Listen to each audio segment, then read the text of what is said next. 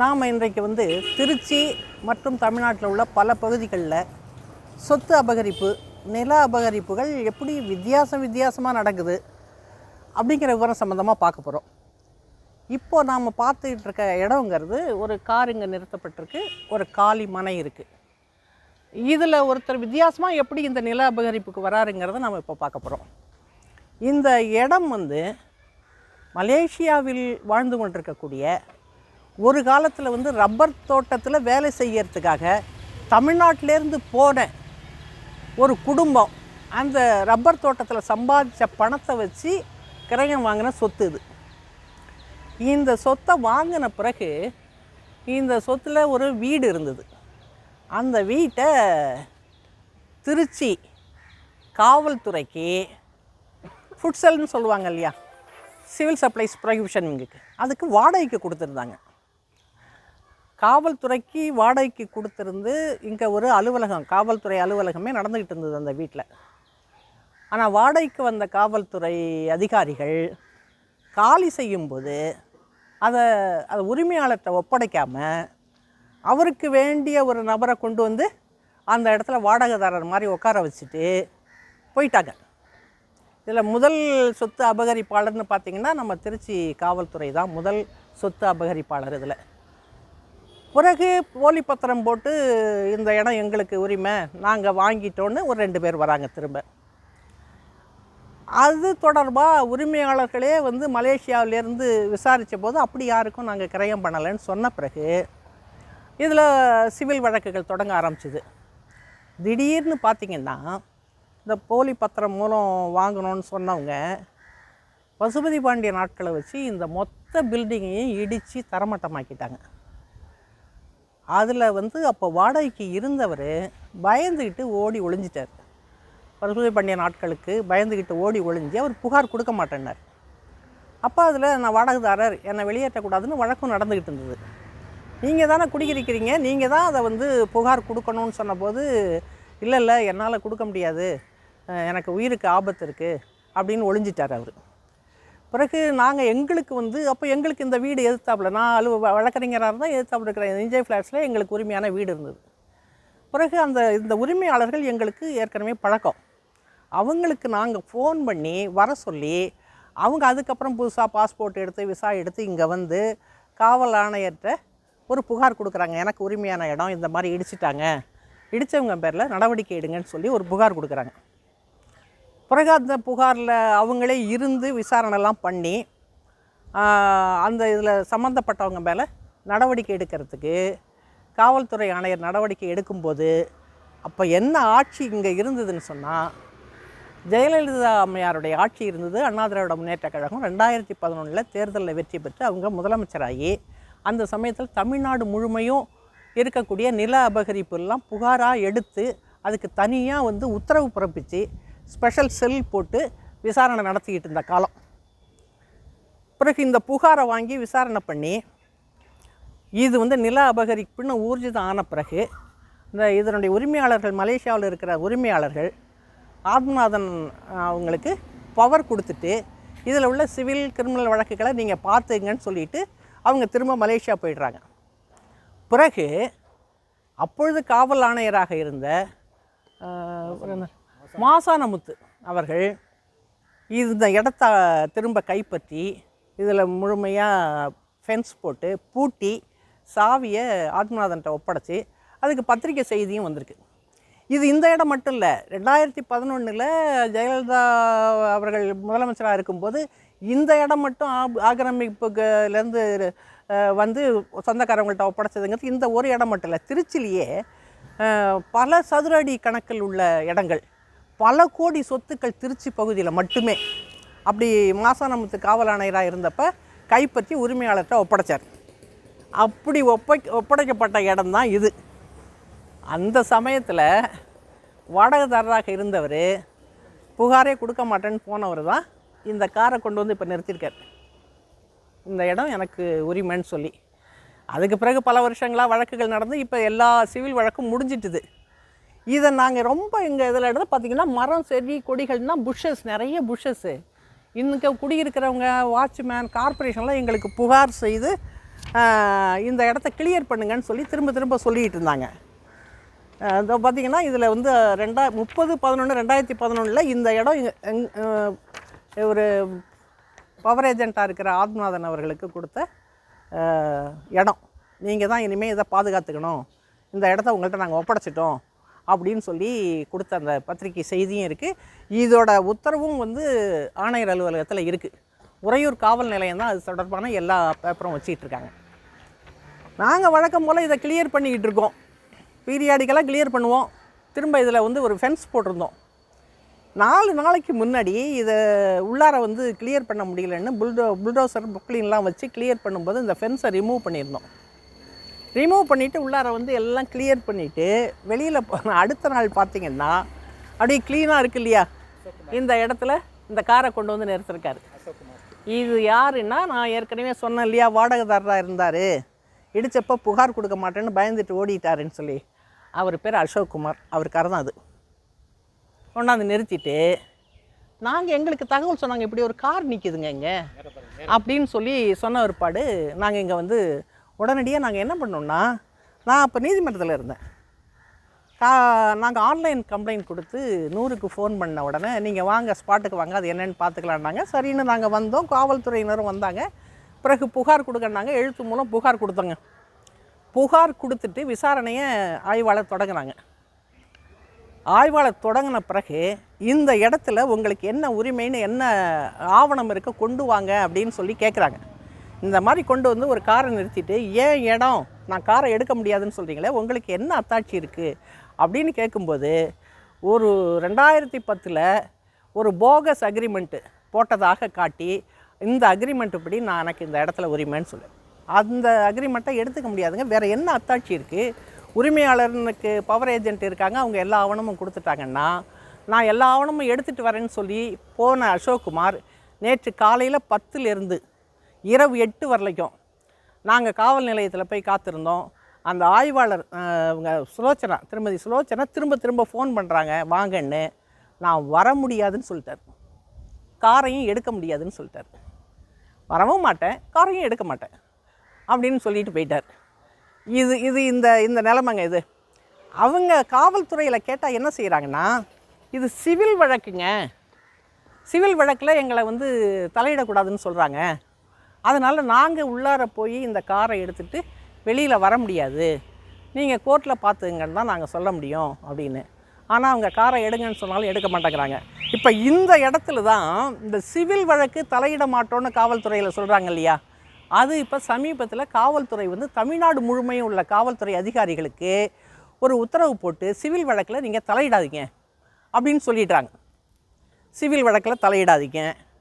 ஆனால் இப்படி ஒரு பிரச்சனை வருது, சிவில் வழக்கில் தலையிட மாட்டேன்னு சொன்னால் நீங்கள் இல்லை அதில் போர்டே போட்டுடுறாங்க போலீஸ் ஸ்டேஷனில் தலையிட மாட்டோன்னு சொல்லி. இன்றைக்கி காலையில் ஒரு செய்திங்க, 3 சகோதரர்களுக்கு இடையில பிரச்சனை, சொத்து பிரச்சனை. ஒரு சகோதரர் 2 சகோதரர் வீட்டை இடிச்சிட்டாரு. இடிச்சிட்டு அவரோட வீட்டோட இணைச்சி கட்டுறாரு.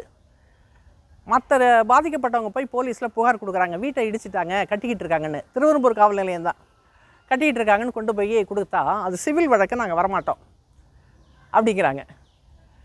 அப்போது யார் வேணால் போகலாம் ஒரு இடத்துல, இப்படி ஒரு காரை நிறுத்திடலாம், அந்த இடத்த வந்து ஆக்கிரமிச்சுக்கிட்டு இது சிவில் வழக்கு, உள்ளார நுழைய மாட்டேன் அப்படின்னு சொன்னால் காவல்துறைக்கு அப்படி ஒரு உத்தரவும் போட்டிருக்காங்கன்னா பாதிக்கப்பட்டவங்களுக்கு என்ன ரெமடின்னே தெரியல. இன்னொரு வழக்கு பார்த்திங்கன்னா, ஒரு வீட்டில் சகோதரி தங்கியிருக்காங்க.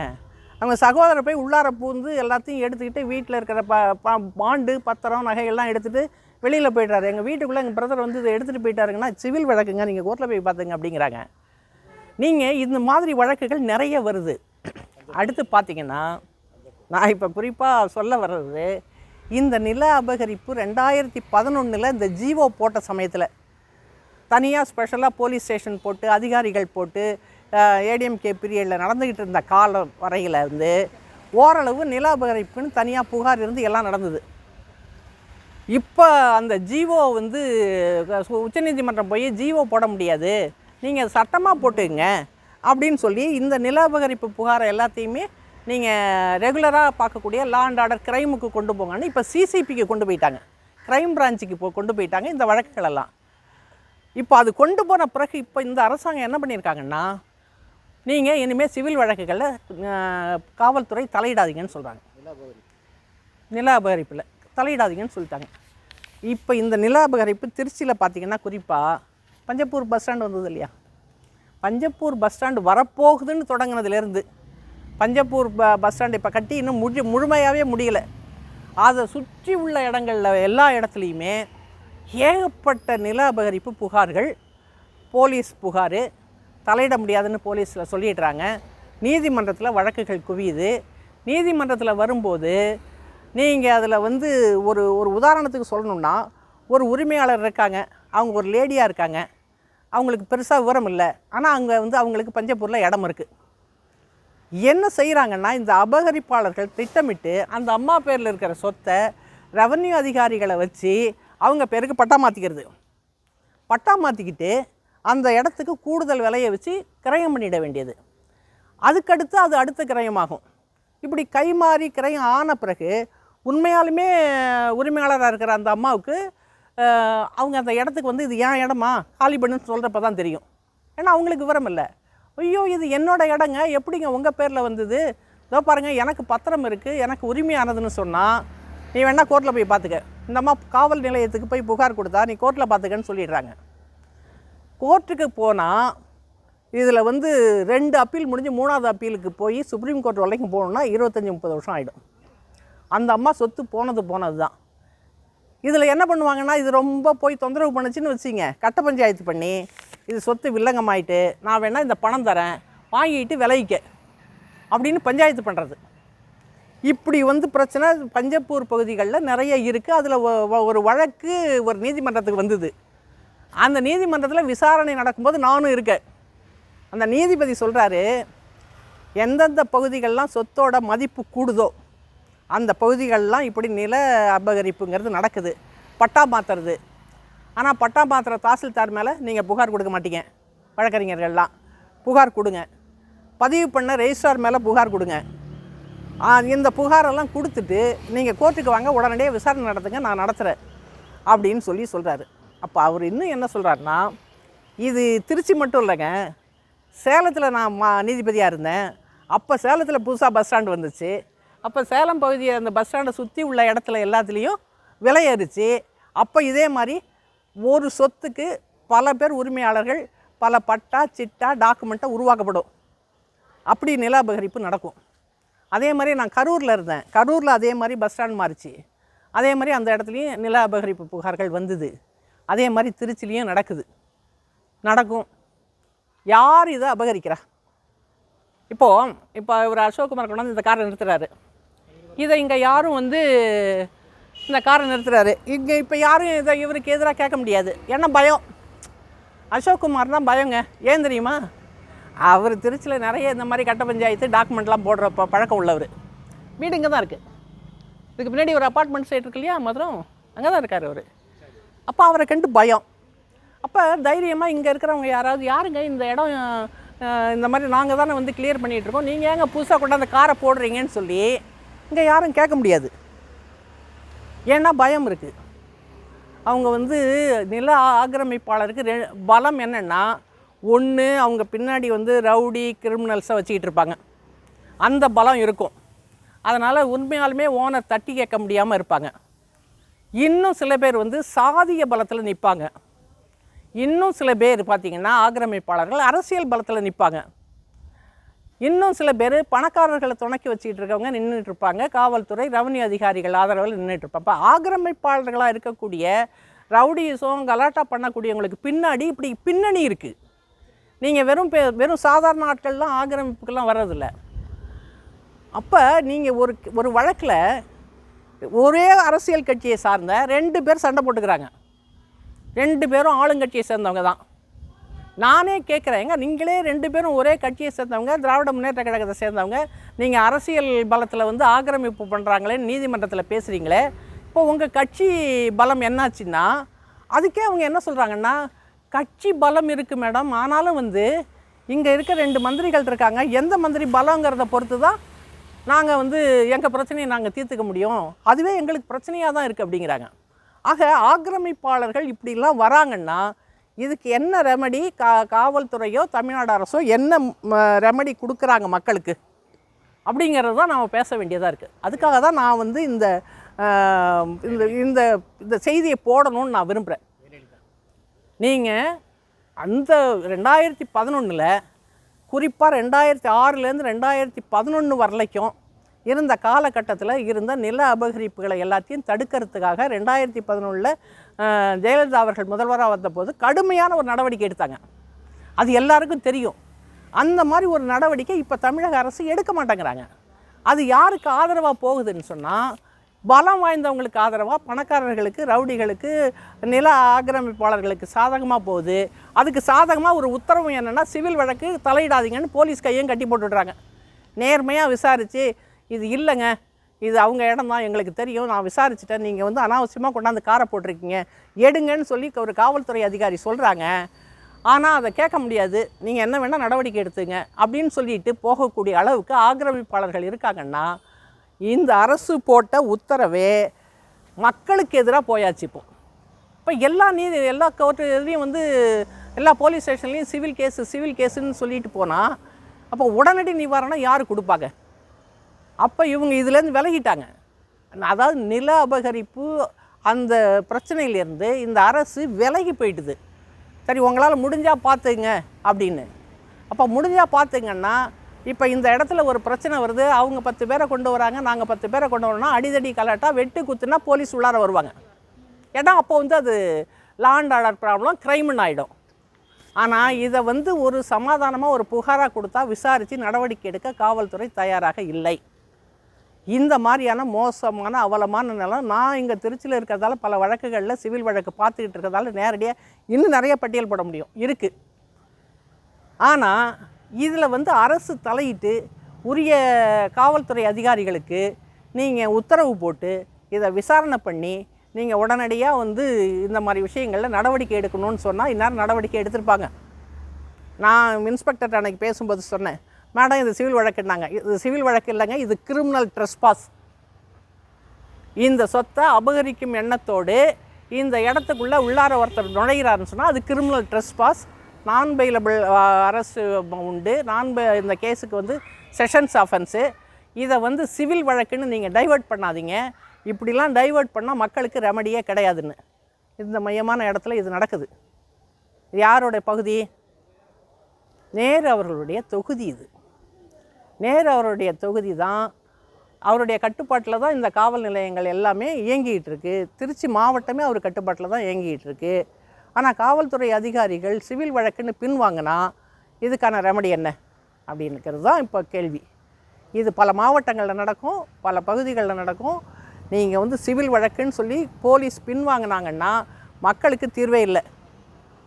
ஆனால் ஆட்சியில் வந்து எங்களுக்கு நாங்களே திராவிட முன்னேற்ற கழகத்துக்கு ஆதரவாக இருந்தோம். எனக்கு தெரியும், எல்லாருக்கும் இந்த லோக்கலாக இருக்கிறவங்களுக்கும் எல்லாருக்கும் தெரியும்.